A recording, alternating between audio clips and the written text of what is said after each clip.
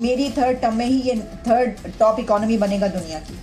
फर्क देखिए आप। तीसरी बड़ी इकोनॉमी बनाने वाला पीएम मोदी का बयान इस वक्त पाकिस्तान में सबसे ज्यादा वायरल है। तीसरे टर्म में दुनिया की पहली 3 इकोनॉमीज में एक नाम भारत का होगा।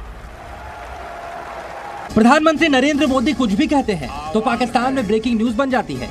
पाकिस्तान 76 साल की बदतरीन सियासी और माशी सूरत हाल से दो चार है। मुल्क का माशी बहरान संगीन हो चुका है। महंगाई, बेरोजगारी, गुर्बत के नए रिकॉर्ड सामने आ रहे हैं कि हमारे पहले टर्म की शुरुआत में वर्ल्ड इकोनॉमी में 10वें नंबर पे था। दूसरे टर्म में आज भारत दुनिया की 5वीं सबसे बड़ी इकोनॉमी है। कि एक वक्त था कि लोग उनको जो है वो अमेरिका वीज़ा नहीं देता था, ठीक है, लेकिन नाउ इज अ टाइम कि हर अमेरिकन प्रेसिडेंट जब भी डाल रहा है आके मोदी साहब से। पाकिस्तानी मीडिया के कुछ लोग या कुछ सहाफ़ी हैं, वो ये कह रहे थे रोटी का जब कीमत सुन के वो कहते हैं हमें भी पाकिस्तान में मोदी चाहिए। उन्होंने इंडिया में इतना अच्छा मतलब पॉलिसीज अपनाई हैं और महंगाई नहीं बढ़ने दी। सितम वाला सितम ये है कि खजाना खाली है, बकौल हुकूमत जहर खाने के भी पैसे नहीं। लोग सस्ते आटे के लिए दर बदर हैं, ख्वार हो रहे हैं। मोदी जो है ही टॉक्स अबाउट भारत के अंदर जो है वो एक हिंदू राष्ट्र होना चाहिए। तो मईशत की भी सूरत हाल आपके सामने है। आप आप देखिए आटे का थैला लेते हुए लोगों के साथ क्या हो रहा है। और ये जो डिफॉल्ट की बात, वोट कोई नहीं, हमारे पड़ोसी मुल्क भारत के प्राइम मिनिस्टर नरेंद्र मोदी है, जिनका अपनी जात के ऊपर कोई भी गवर्नमेंट के खर्चे में से 1 रुपया नहीं लगा। प्राइम मिनिस्टर मोदी डोमिनेट करते हैं पॉलिटिकल लैंडस्केप को, इंडिया को। डॉलर की बढ़ती कदर ने रुपए को रोंद कर रख दिया है। ज़र मुबादला के ज़खायर इंतहाई कम रह गए हैं। हमारे पाकिस्तानी जो अपने वो इंडियन को प्रेफर करते हैं, वो पाकिस्तानी को नहीं लेते हैं। वाई अब जो ये जो इलेक्शंस आ रहे हैं, prime minister Modi is winning these elections. Modi साहब ने एक तो उनमें नेशनलिज्म को उजागर किया।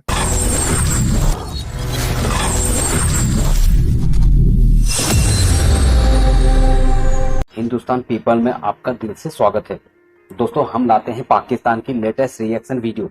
अगर आपने इस चैनल को अभी तक सब्सक्राइब नहीं किया है तो चैनल को सब्सक्राइब करें। आज की रिएक्शन वीडियो है प्रधानमंत्री मोदी जी को लेकर।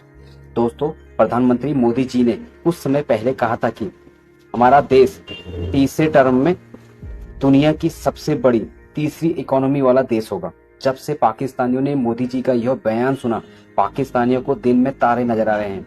और क्या कहा दोस्तों पाकिस्तानियों ने, देखते हैं आगे वीडियो में। जानना चाहते हैं। वैसे तो हमें नजर आता है कि इंडिया में वैसे ही बहुत बहुत बड़ा चेंज हर डेली बेसिस पे आता है।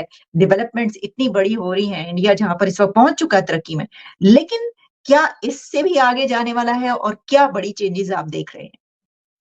देखिए आलिया जी, हमें पहले तो ये समझना है दर्शकों को कि प्रधानमंत्री जी जो हमारे हैं, ये जो इलेक्शन है 2024 वाला, ये ग्लोबल लीडर का इलेक्शन हो रहा है। ये हम नेशनल लीडर इलेक्ट करने नहीं जा रहे। तो जब हम ग्लोबल लीडरशिप की बात कर रहे हैं तो ना सिर्फ वो बड़े चेंजेस भारत के लिए प्लान्ड है, बट वो बड़े चेंजेस पूरे विश्व के लिए प्लान किए जा रहे हैं। तो जब हम विश्व की बात करते हैं तो हर एक देश की बात हो रही है।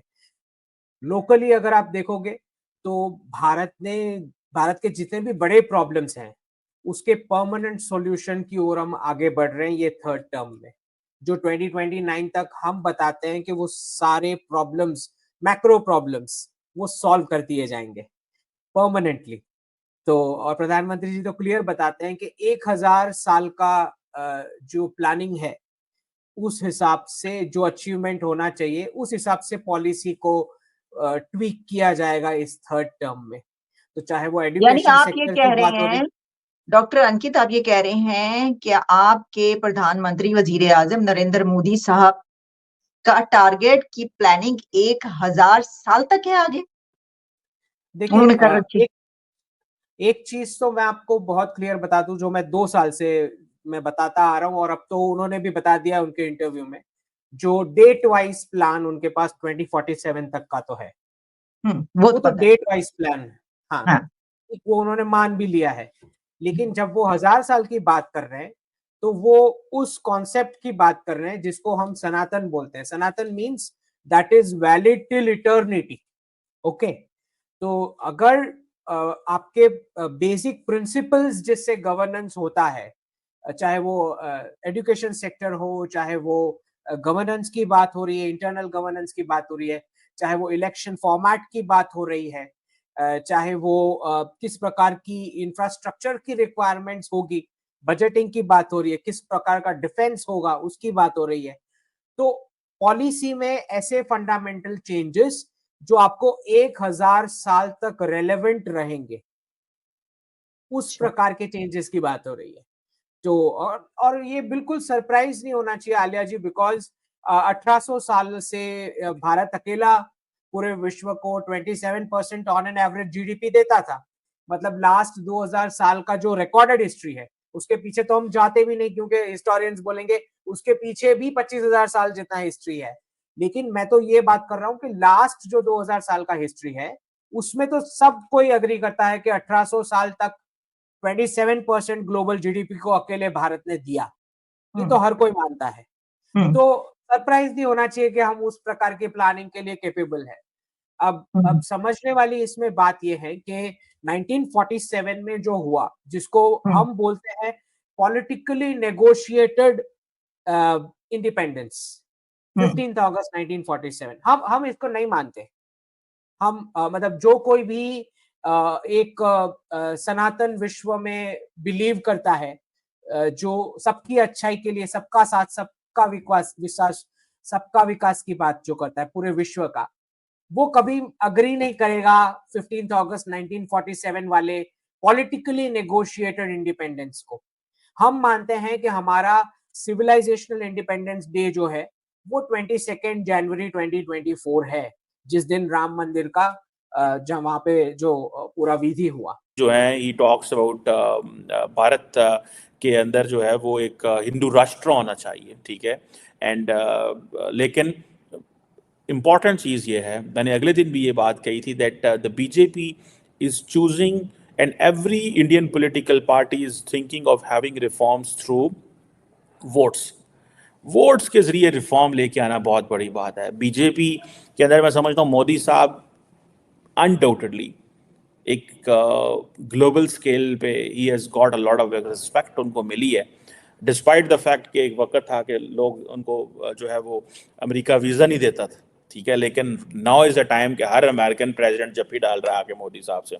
सो बीजेपी जो इससे पहले वो मोदी साहब से पहले अटल बिहारी वाजपेयी थे from 1996 and then from 1988 to 2004, जिसके दौरान वो पाकिस्तान भी आए। और जो पावर मोदी साहब को मिली है वो वाजपेयी साहब को नहीं मिली, क्योंकि वाजपेयी साहब को हमेशा कोalition गवर्नमेंट में जाना पड़ता था और 12-12 जमातों का कोalition होता था। अब बीजेपी के पास ये है कि अभी जो प्राइम मिनिस्टर मोदी की जो पॉलिटिक्स है कि ये जो एक पार्लियामेंट्री मेजॉरिटी उनके पास है, मोदी साहब असर्टिव हैं, मोदी साहब डाढ़े हैं, वो अपनी मनवाते हैं, सारा कुछ करते हैं।